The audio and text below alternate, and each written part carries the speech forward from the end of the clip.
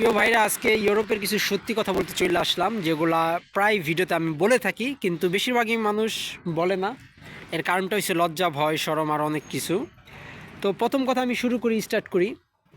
আপনি নলস্তা হোক কিংবা অনেক এজেন্সির মাধ্যম দিয়েও আপনি কিন্তু ইউরোপে আসে ট্রাই করতেছেন, বাট আপনি রিফিউজড হয়ে যেতেছেন। সো ইউর করণীয় কি? তো আপনার করণীয় যেটা, আপনি প্রথমত নিরাশ হবেন না।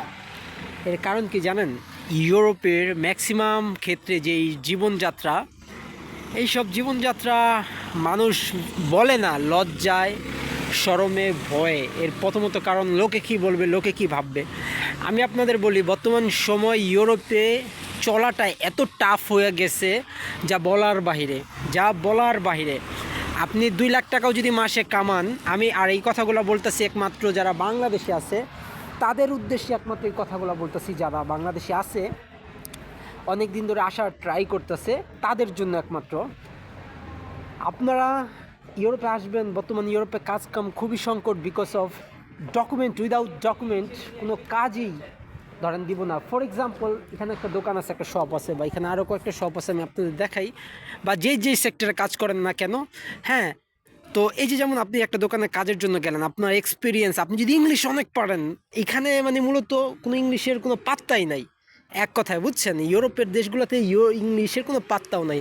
আপনি যখন কাজে যাবেন দোকানগুলোতে, যে আমি কাজ খুঁজছি, আমার কাজ লাগবে, তারা আপনার থেকে প্রথমত সব ডকুমেন্ট চাইবো। তারপর আবার হয়েছে কি, আপনার ভাষার অভিজ্ঞতা জানতে চাইবো।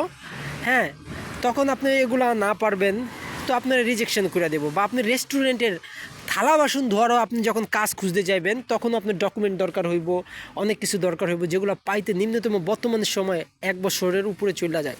তো আপনাদের উচিত যে আপনারা ইউরোপে আসতে পারতেছেন, অনেকভাবে ট্রাই করতেছেন, তো আপনারা নিরাশ হবেন না। আপনারা আপনাদের বাংলাদেশের গন্তব্যে আমাদের দেশে কিছু একটা করার চেষ্টা করেন। আসলে আমরা দেশে থাকাকালীন অনেক ছোটোভাবে দেখি।